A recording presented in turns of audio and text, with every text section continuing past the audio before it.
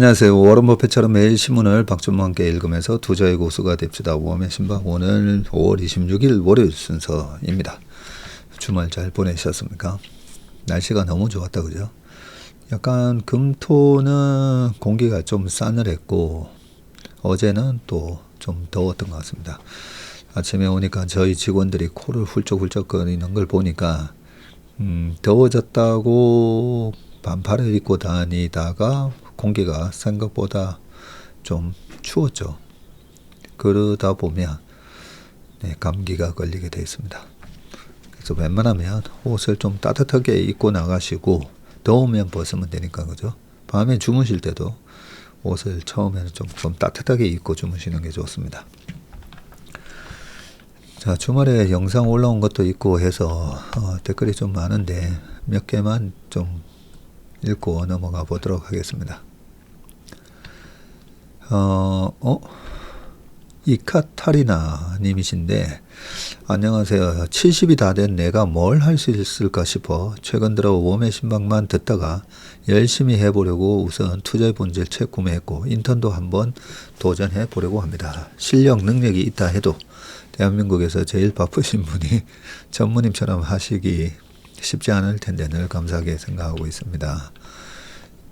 소형차 한 대 정도 이렇게 쭉 해놓으셨는데 저희 인턴분 중에 올해 팔순 되신 분도 계십니다. 굉장히 열심히 하십니다. 질문도 저한테 많이 하시고 저희 고객분이신데 또 인턴도 가입하셔가지고 그렇게 또 열심히 하시는 모습 보면서 정말 좀 아름답지 않습니까? 저희 어머니께서 44년생이시니까요. 작년에죠. 작년 팔순 되셨을 때, 작년에 이제 팔순 되셨는데, 올해 팔순 되신 저희 고객분도 이렇게 인턴도 하고 열심히 하시거든요.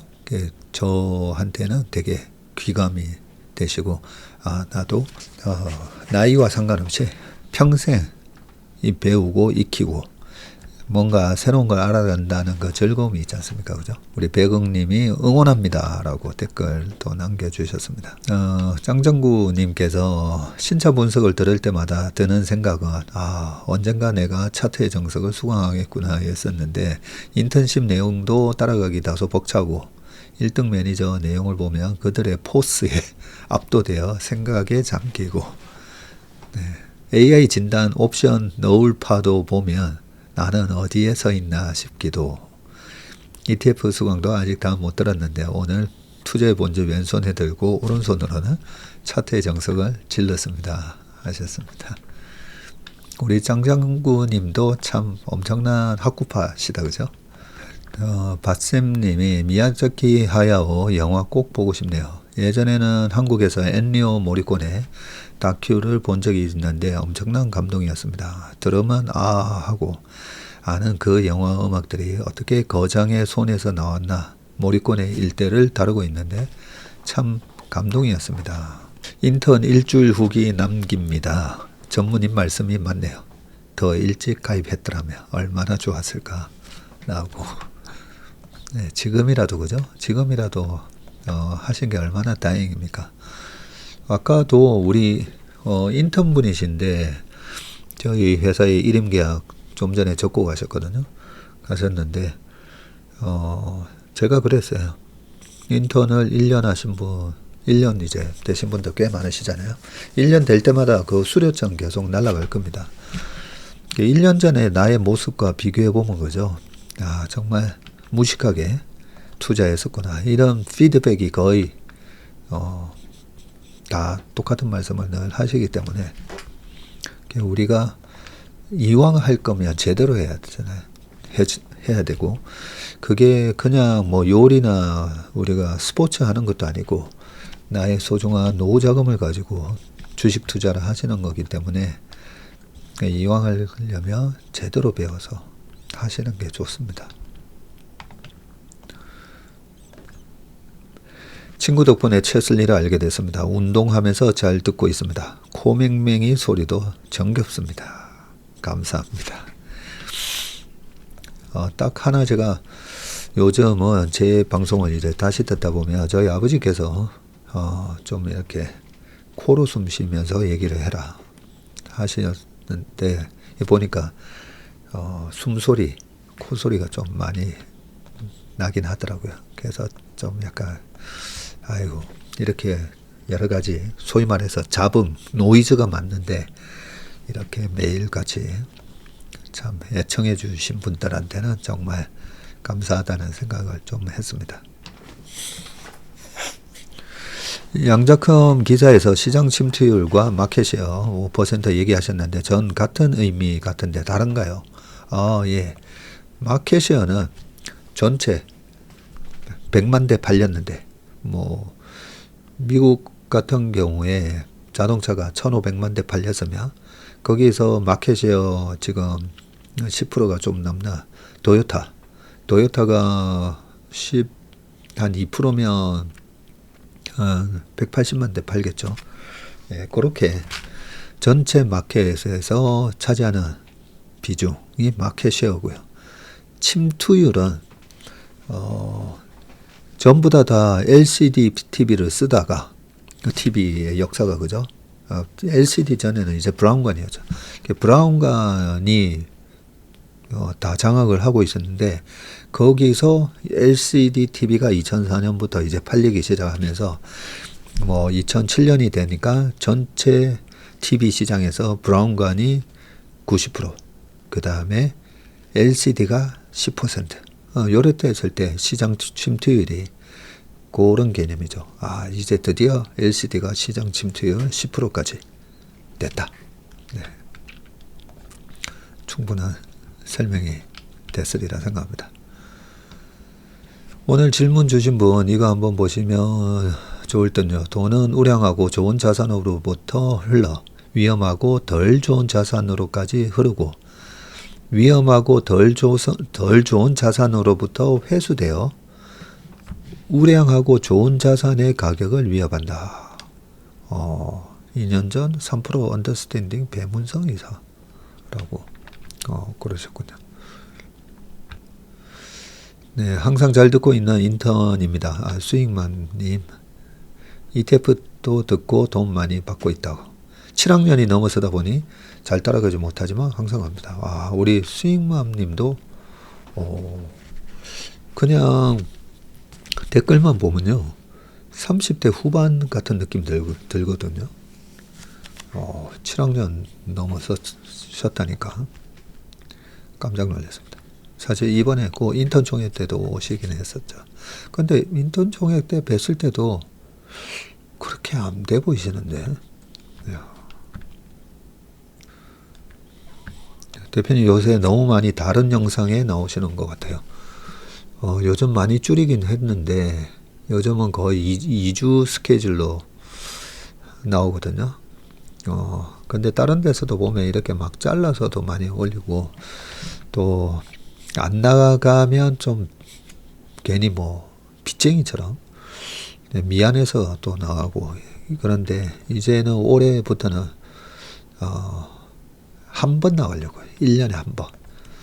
APR 수익률이 60%인데 뭐 추세도 살아있고 한데 더 이상은 욕심인가요? 뭐 이렇게 쭉 하셨습니다. 그 영업이익률을 대충 이렇게 계산해 보시면 그리고 PER 그죠? PER하고 영업이익률하고 이 회사의 최근에 왜 이런 이익 모멘텀이 생겼나? 그 모멘텀은 내년 되면 없어질 모멘텀인가 아니면 내년에도 또는 더 확장되는 그런 흐름이 남아있나? 네, 그런 거 판단을 하면서 의사결정 내리시면 될 것 같습니다. 근데 저는 또 홀수의 짝수에 뭐 이런 거 좀 믿잖아요. 그래서 올해 정도에는 적절한 시점에 또 이익 실현하셨다가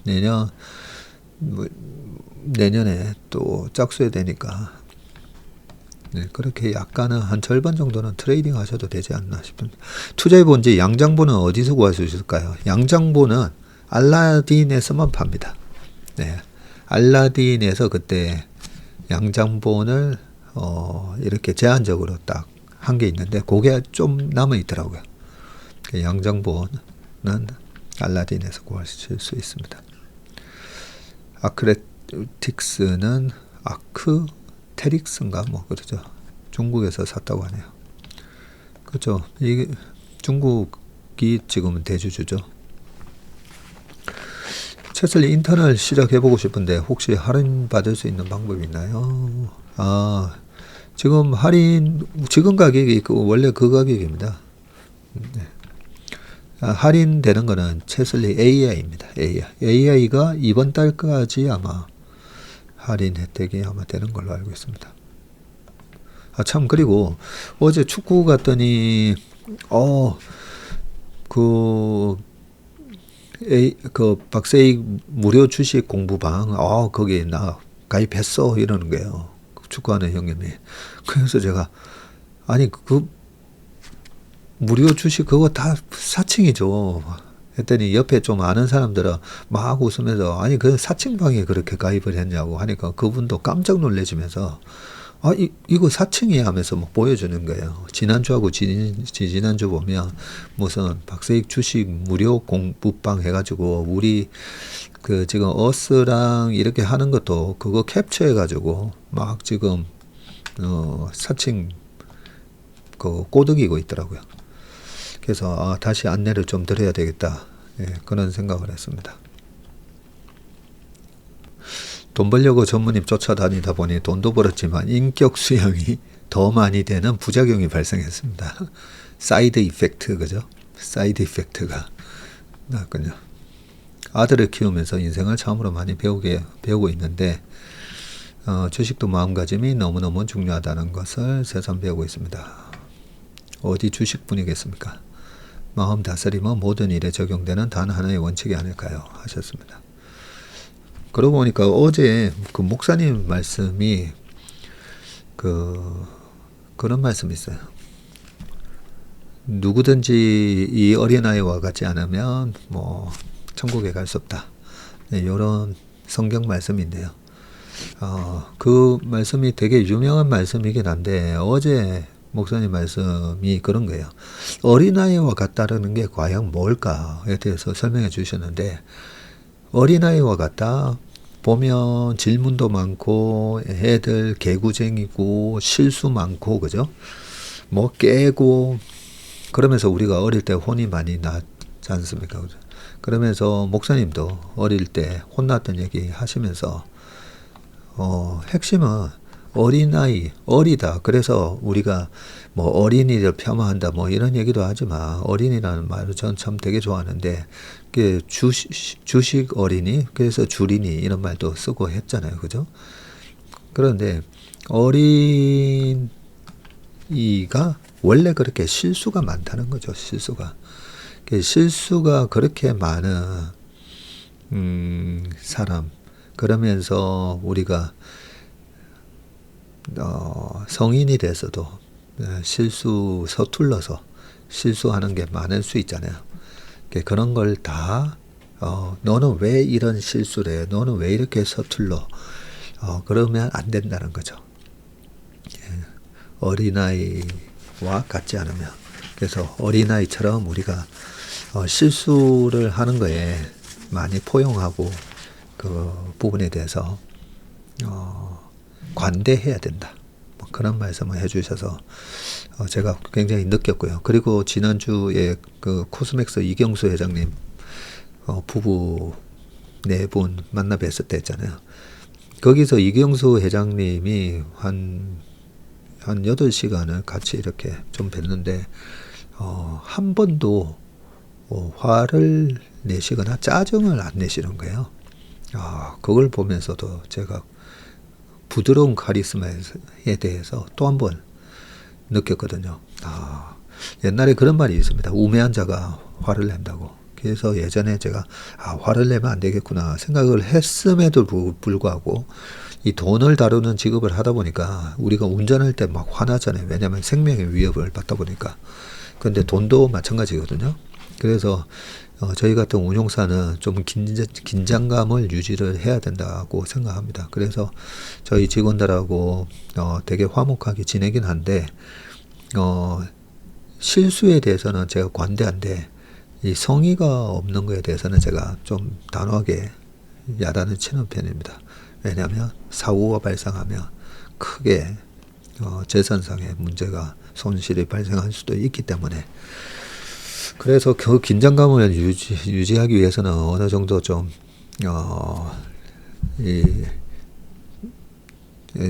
성의가 없는 그런 실수가 발생되면 한 번씩 야단도 치고 하는데 어쨌든 그 이응세 회장님도 아마 그러실 거라고는 생각하는데 사소한 거 있잖아요. 사소한 걸로 절대 화를 안 내시더라고요. 그래서 나도 저렇게 돼야 되겠다 그런 생각을 했습니다. 그래서 우리 그 자녀 교육 뭐 이런 부분에 대해서 말씀드릴 때 제일 중요한 거는 부모가 우리 아이들에 대해서 이 세상 누구보다도 내 아이를 믿어주고 포용해주고 그렇게 해야 된다고 생각합니다.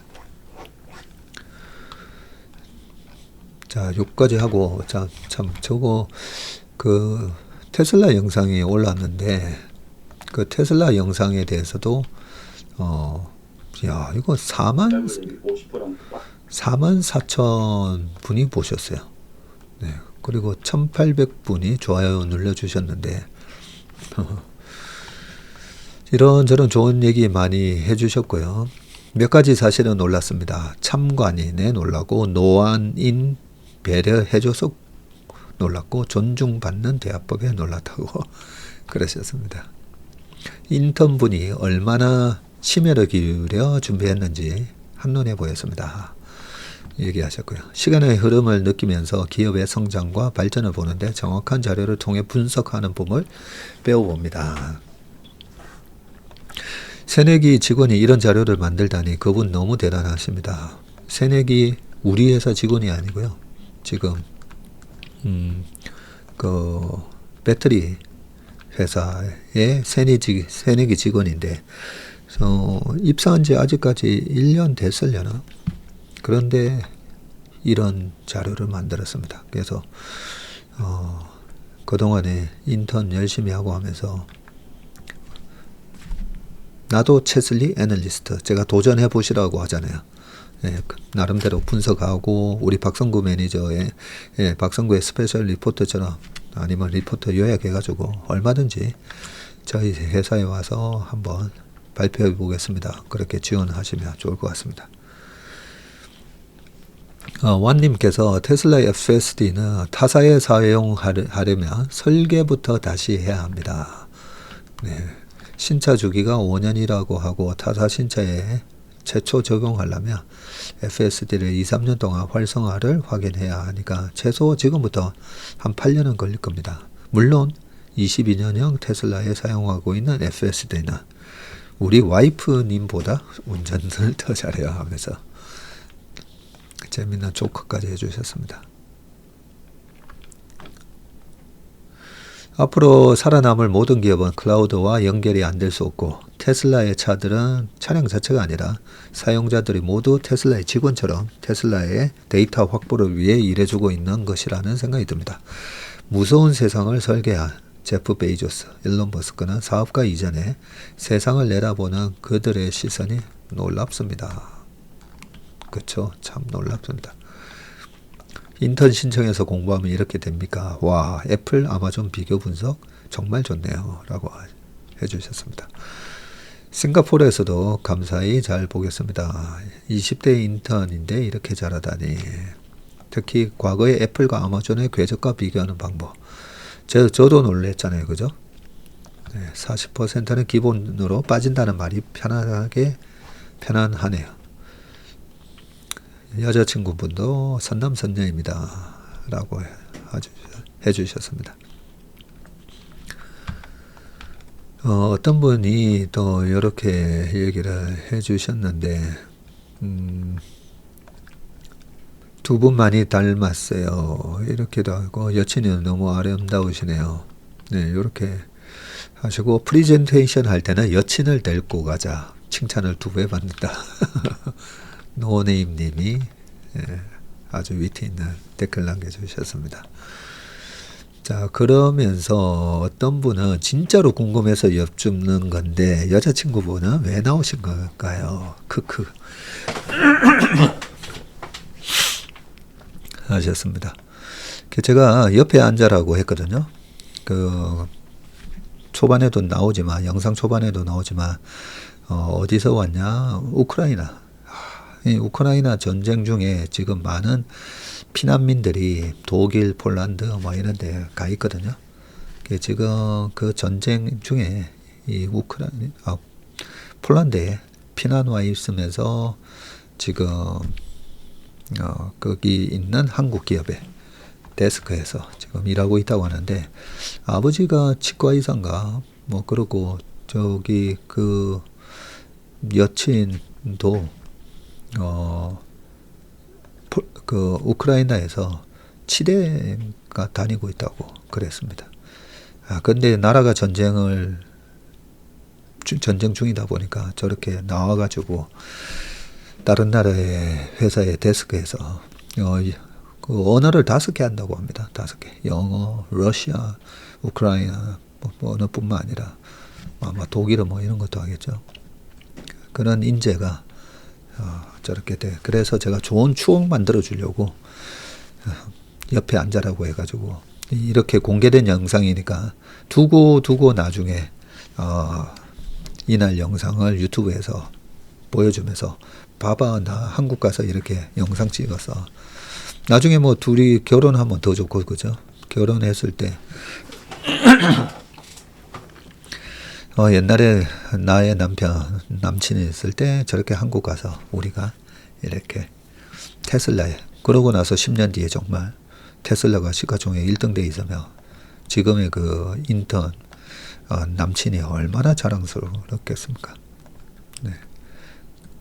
그런데 소개할 때도 미녀 운운하던데 미적 가치가 사람의 가치인가요? 내용에 비해 구태스럽네요.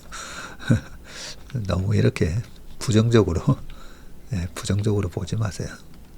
세상이 다 내가 바라보는 프레임을 부정적 프레임으로 해놓으시면 세상이 다 피곤해집니다. 그러면 이제 신문기사 읽어보겠습니다.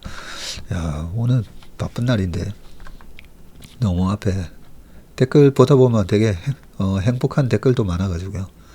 첫 번째 기사입니다. 영업이익이 64% 떠받쳤는데 삼성전자 모바일까지 빨간불? 트럼프 삼성폰에 25% 관세. 트럼프 대통령이 6월 말부터 애플과 함께 전자의 스마트폰에도 관세 25%를 부과할 것을 예고했고 스마트폰 제조업체들의 생산 공장을 미국으로 이전하도록 압박하는 조치다. 근데 미국으로 이전을 하면 미국의 소비자들이 그 가격에 애플이나 삼성폰을 쓸 수가 없죠. 미국에서 제조를 하게 되면. 전자는 베트남, 인도, 브라질, 인도네시아, 튀르키예 등에서 스마트폰을 생산하고 있으며 미국에는 생산 공장이 없다. 미국에 수출하는 제품의 대부분은 베트남에서 만든다. 최근 반도체 사업 부진으로 전자의 영업이익에서 모바일 부분이 차지하는 비율이 64%가 넘는다. 미국의 관세 조치 때문에 실적에 큰 타격을 입을 것으로 예상이 되고 관세는 수입국의 개인, 법인이 부담한다. 관세가 붙을 경우 미국에서 판매되는 제품의 가격이 인상되면서 판매량이 떨어지거나 전자가 관세 부담을 더하나 비용이 늘어날 수 있다. 어떤 경우든 매출과 수익성이 악화될 수 있다. 자, 여기 보시면 삼성전자 1분기 사업 영업이익이 나오고요. 전체 영업이익이 6조 6천억 나왔는데 매출이 한 79조였고요. 여기서 보면 모바일 쪽이 4조 3천억, 그리고 반도체가 1조 1천억, 생활가전 3천억, 디스플레이 5천억, 그리고 하만 전장 등 이렇게 되어 있습니다. 미국 생산기지 이전은 어렵다고 되어 있는데 일단 여기 보시면 미국 스마트폰 점유율 나오거든요. 아까 마켓쉐어, 그죠? 여기 마켓쉐어죠. 애플이 57.6, 삼성이 23%, 구글 4.5, 3.8. 그러면 여기서 스마트폰의 침투율 얼마일까? 뭐 아직까지도 옛날 그 피처폰 쓰시는 분들 계시잖아요, 그죠? 삐삐도 아직까지 쓰는 분들도 있습니다. 얼마 전에 이스라엘이 삐삐 폭탄 테러도 했었지만, 그래서 스마트폰의 침투율은 얼마일까? 이렇게 저렇게 비교하시면 되고. 근데 이 내용 뭐 뒤에 쭉 읽어보시면 되지만 꽤 어려울 겁니다. 25% 관세 때린다 해가지고 미국에다가 공장 차리게 해서 그러면 생산 원가가 엄청 올라갈 겁니다. 생산 원가가. 그 25% 관세 이상으로 아마 올라갈걸요. 예, 그렇게 되면 어차피 대안이 없거든요. 여기 보세요. 점유율 57, 23 해가지고 이 두 개 합하면 80%예요. 80%. 거기다 뭐 샤오미 이런 거는 중국 핸드폰이고, 그죠? 80%인데 다 25% 관세 때려버리면 미국의 그 수입업자가 그 관세 다 부담해야 되고, 다른 대안이 없기 때문에 결국은 소비자 부담으로 다 이어지고 물가 올라가고 엄청난 원망을 듣겠죠. 우리나라에서도 그 담배값을 올리면 그 정권은 반드시 다음 대선 때 필패한다, 뭐 이런 게 있는 것처럼 이렇게 필수품에 해당되는 제품 가격이 급등을 해버리면, 예, 그 정치하는 사람들은 다 표가 본인들 생명인데 아마 25% 저렇게 못할 겁니다. 예.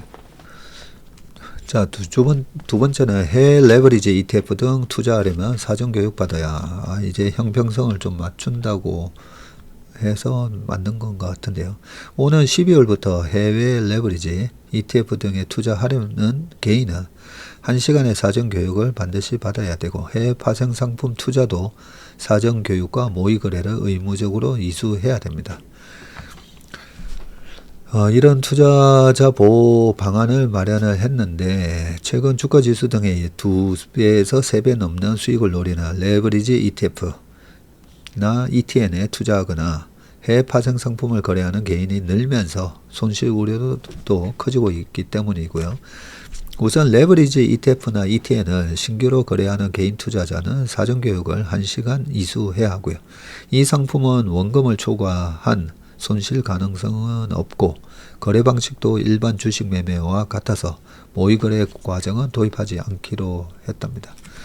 해외 파생 상품을 신규로 거래하려는 개인 투자자는 일정 시간 이상의 사전교육과 모의거래를 모두 받아야 하는데, 모의거래는 실제와 유사하게 가상으로 주문을 체결하고 가격 변동을 경험할 수 있게 개발할 예정이고요.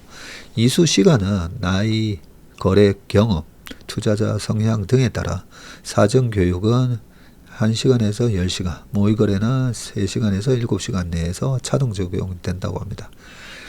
금감원에 따르면 개인 투자자는 작년 해외 파생 상품 투자에서 3,899억 원 손실을 보는 등 최근 5년간 시장 상황과 무관하게 매년 3천억에서 5천억 원대의 손해를 보고 있다고 합니다. 해외 레버리지 ETF 등에서도 과도한 추종 매매가 나타나고 있다고 분석을 했고요.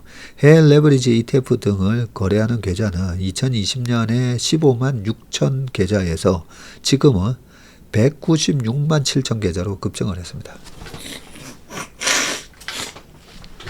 해외 레버리지를 이용하시는 분들이 200만이나 되네요. 저거 얼마나 그동안 누적 손익이 얼마가 되는지 계산 안 해봐도 저는 뻔합니다. 네. 누적 손실이 어마어마할 겁니다. 그 ETF 3배짜리 제가 금지시켜야 된다고 자꾸 얘기하잖아요. 그 사람들이 굉장히 잘못 알고 있는 게 있어요. 잘못 알고 있는 거. 자, 우리가 돈을 빌려서 1억이 있는데 3억 원어치 3배잖아요. 그죠? 1억으로 3억 원어치 주식을 사는 거랑 테슬라 곱하기 3을 사는 거랑은 다른 겁니다. 자, 3억 원어치 테슬라를 샀어요. 그리고 50% 올랐어요. 그럼 5, 30 해가지고 4억 5천이 됐겠죠. 그리고 내 돈은 1억밖에 안 들어갔으니까 1억 5천 벌었다 그죠. 150% 수익이 났습니다. 그리고 반대로 떨어졌어요. 33% 떨어지면 1억 손실 났으니까 내 돈 다 날라가는 거잖아요. 그래서 신용 반대매매의 위험이 있는 거죠. 반대매매의 위험이 있는데 그 레버리지는 3배짜리를 사서 50%가 올라갔어요. 똑같아요. 수익금 똑같습니다. 그러면 내가 1억을 투자를 3억 원어치 안 사고 그냥 1억 투자해도 3배로 움직이는 ETF니까 그죠? 그러면 1억을 투자해서 50%가 올랐으면 1억 5천이 아니라 3배로 움직였으니까 그게 3억이 되겠죠. 3억이 되는데 자, 반대로 이 레버리지가 3배짜리가 아까처럼 33% 빠졌어요. 33% 빠지면 마이너스 33이 아니라 마이너스 곱하기 3 해서 마이너스 99가 되겠죠. 99가 되고 뭐 50% 빠지고 60% 빠졌다고 해서 아까 신용처럼 청산이 되는 건 아닙니다. 반대매매가 나오는 건 아닙니다. 물론 그 ETF가 아예 없어지기도 하긴 하는데 자 여기서 이제 올라갈 때 주가가 올라갈 때 문제인데 아까 신용을 3억 샀다가 네, 그게 2억이 됐다가 반대매매 이제 안 당했다라고 가정을 했을 때는 그러면 2억이 됐다가 다시 주가가 본전으로 올랐으면 다시 3억이 돼요.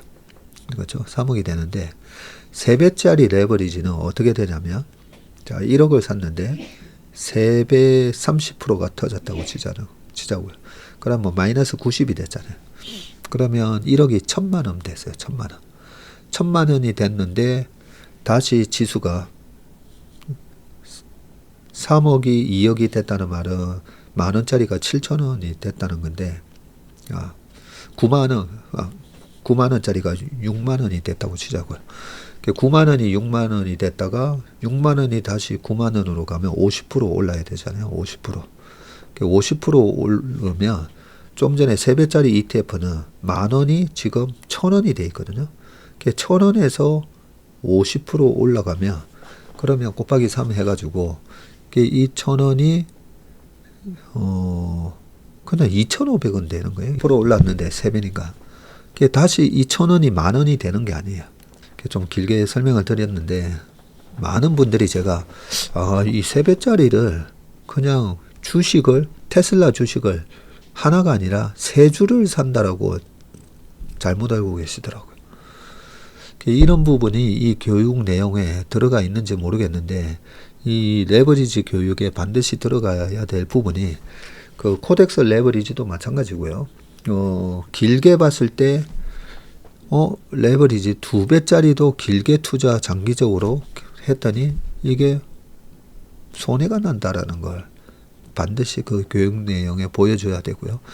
3배짜리 하시는 분들은 코루, 우리나라 지수 3배로 추정하는 코루 있잖아요. 코루 보시면 돼요.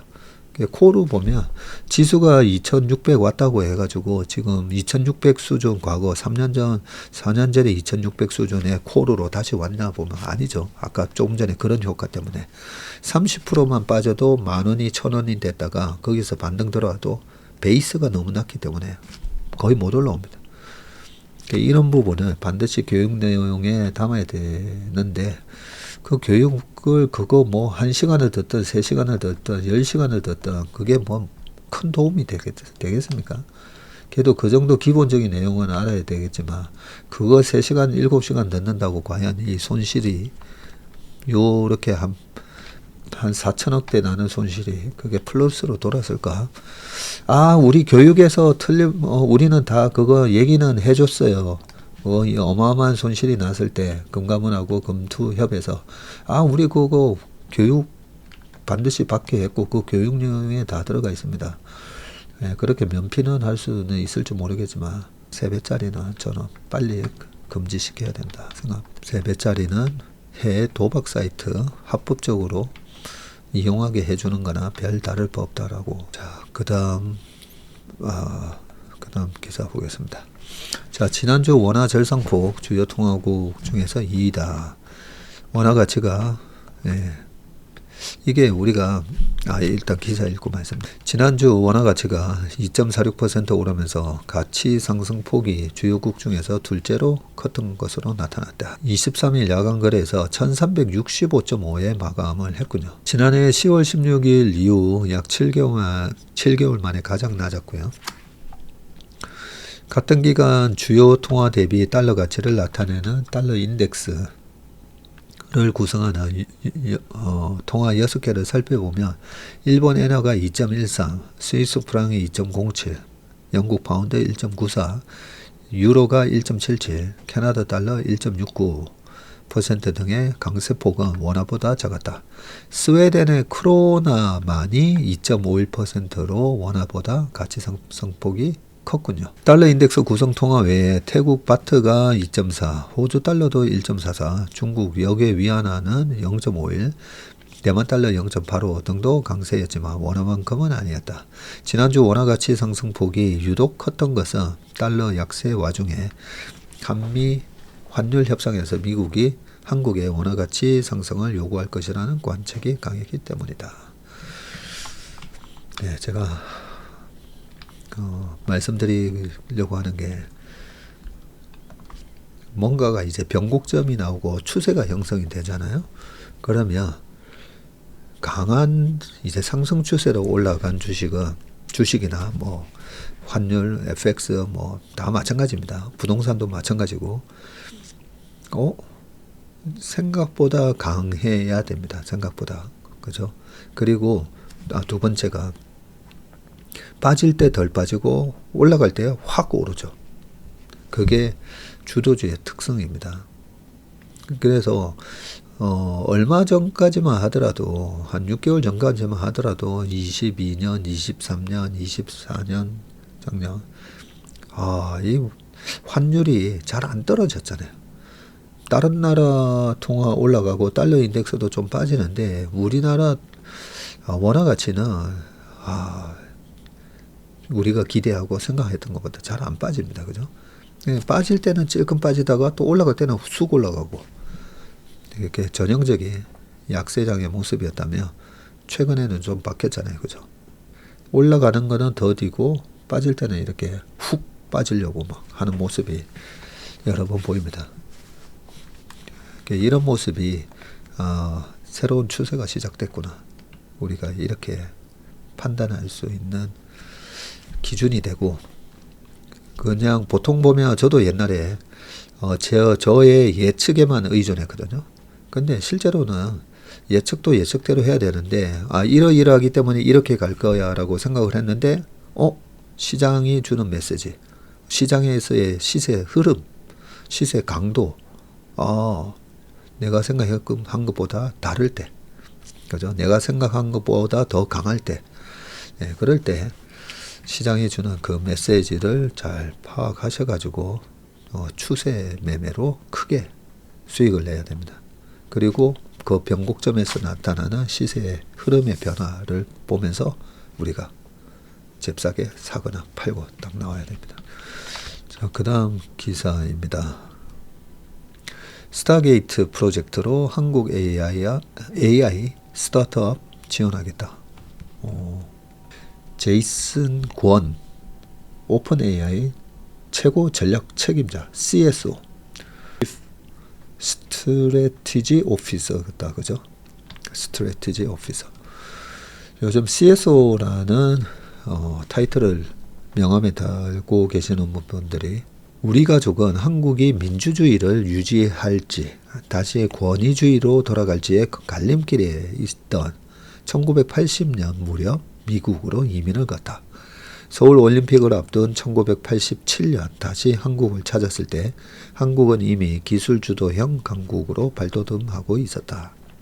이후 IMF 금융위기 전후로 한국에서 여러 차례 여름을 보냈는데 한국이 기술 중심으로 위기를 돌파하면서 결국 세계에서 가장 잘 연결된 초고속 인터넷 국가로 변모하는 과정을 목격할 수 있었다. 작년에 다시 한국을 찾았을 때 그간의 변화에 깊은 인상을 받았다. 오늘날 한국의 도시는 미국의 웬만한 도시들보다 더 미래적이었고 한국 문화는 세계를 매료시키는 글로벌 영향력을 갖고 있었으며 경제는 세계 정상급 기업들이 이끌고 있었다. 브로드밴드와 모바일 인터넷 등의 기술을 이끌었던 한국은 이제 AI의 미래를 주도할 중요한 기회를 맞이하고 있다. 한국은 지능의 시대, 인텔리전스 에이지를 선도할 강력한 경쟁력을 갖추고 있고 정부의 적극적인 AI 지원, 역동적인 AI 스타트업 생태계, 세계 최고 수준의 반도체 산업 등 완전한 AI 기술 스택을 보유한 보기 드문 국가다. 이런 바탕 위에 한국 정부는 2027년까지 세계 AI 강국으로 도약하겠다는 목표를 제시했는데 이를 위해서는 데이터 센터와 발전 시설을 포함한 인프라 확충이 필수적이다. AI 시대 인프라는 운명이다.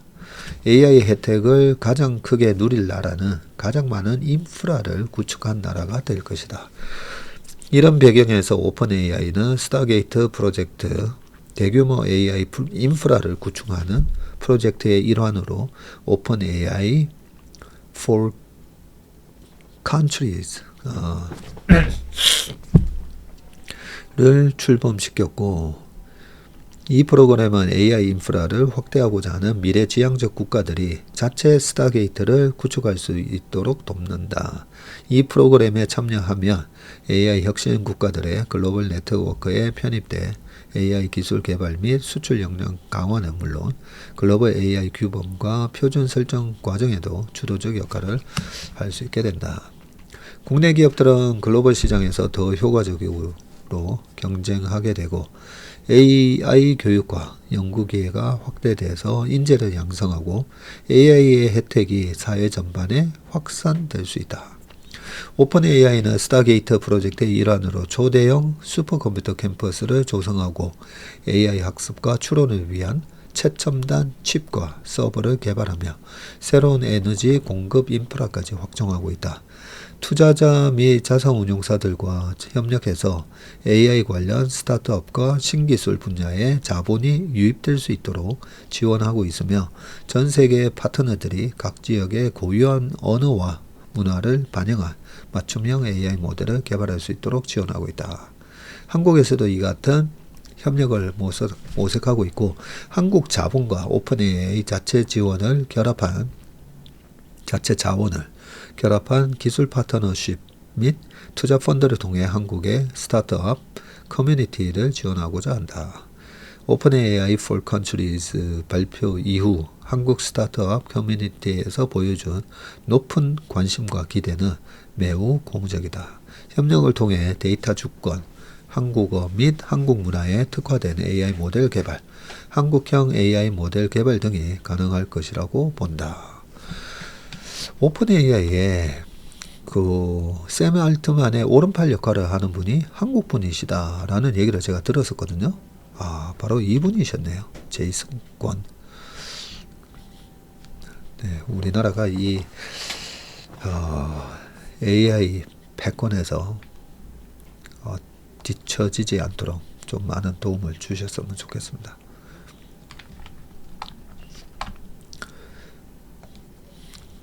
자, 그 다음에 이래서 삼성 하는구나. 29년간 1000대 상장사 매출 현황을 보니 삼성전자 23년째 매출 1위, 2002년, 2001년, 2000년 그때는 매출 1위가 뭐였죠? 2000년. 네. 지난해 국내 1000대 상장사의 매출 규모는 1997조 원으로 2000조 정도 역대 최고치를 찍었고요. 특히 삼성전자는 2002년에서 2024년 국내 기업 매출 1위 자리를 지켜오고 있는 것으로 조사됐다. 보통 우리가 PSR이라고 하잖아요. 매출액 대비 시가총액. 그러니까 우리나라 코스피가 한 2000조 하니까 딱 매출 정도 시총을 받고 있는 거다, 그죠? 26기 기업 분석 전문 연구소에 따르면 천대 상장사의 전체 매출액 규모가 요 정도이고 1년 전인 23년에 1863조와 비교하면 134조 한 7.2% 정도 상승을 했습니다. 1996년에는 천대 기업의 매출 규모가 390조였네요. 1996년에 30년 전이다, 그죠? 400조를 밑돌았었는데 매출 1000조 원 시대를 처음 연 시점은 지난 2008년. 2008년도에 1197조 매출 찍었었네요. 2008년. 그간 가장 돋보인 기업은 삼성전자이고요. 이 회사의 지난해 별도 기준 매출은 209조, 지난 22년에 211조, 8,674억 원에 이어서 두 번째로 높은 매출 외형인데 연결 기준 매출로 살펴보더라도 지난해 300조, 8,700억 원으로 300조 원대의 수준을 기록했지만 지난 22년 기록한 302조 2,313억 원을 넘어서지는 못했군요. 1996년에서 2024년까지 삼성전자 매출액 및 천대 기업 중 삼성전자 매출 비중 현황에 대한 표네요. 좀 키워볼까요? 이렇게 나오고 있습니다. 삼성전자는 2002년부터 24년까지 매출 1등인데 이렇게 7% 언저리 매출 삼성전자의 매출 비중이 다시 좀 작게 해서 보면요. 제일 앞에 96년에 4.1%, 4%대였네요. 그때만 하더라도. 그러다가 2004년도에 7.4% 찍었었고요. 그리고 2013년 요때 2013년도에 11% 찍었었네요. 그리고 최고 많이 나온 게 2021년 11.5% 나왔네요. 요때. 매출 피크아웃은 요때였다, 그죠? 22년도에. 그래서 삼성전자 매출이 전체 상장사 매출의 거의 10%에서 왔다 갔다 하고 있습니다. 96년 당시만 해도 전자는 별도 기준 매출이 15조 8천억으로 삼성물산과 현대종합상사에 이어서 매출 3위였고 이후 2002년에 형님뻘인 삼성물산을 제치고 국내 매출 1위 자리에 등극했다. 아니 삼성물산이 그렇게 매출이 컸었나요? 이때부터 지난해까지 23년 연속으로 국내 재계 왕자 자리에서 한 번도 내려오지 않았다고 합니다. 2002년도에 매출이 39조 거의 40조였었네요. 지난 2010년에는 처음으로 매출 100조를 열었고 2022년에 매출 200조 시대를 열었습니다. 네, 밑에 쭉 내용들 나와 있고요. 23년, 24년 국내 상장사 매출 탑10 해가지고 여기 표가 잘 나와 있네요. 전자 계속 1위고 170조, 209조. 2등이 한전이네. 한전이 858조, 916조. 그리고 3등이 현대차 790조. 근데 현대기아 이 합치면 그죠? 합치면 150조가 넘으니까 어떻게 보면 매출 독보적인 2등은 현대기아라고 볼 수가 있겠네요. 그 다음이 하이닉스, 그 다음 모비스, 가스공사, S-오일, LG전자, 포스코 인터내셔널. 네, 요 순서로 되어 있습니다. 하이닉스가 10위였다가 5위로 쭉 올라왔다, 그죠? 네, 마지막 기사 보겠습니다. 자, BTS 블랙핑크 컴백 앞두고 하이버 YG엔터 주가 질주라고 되어 있습니다. 하이버 YG엔터 나란히 52주 신고가.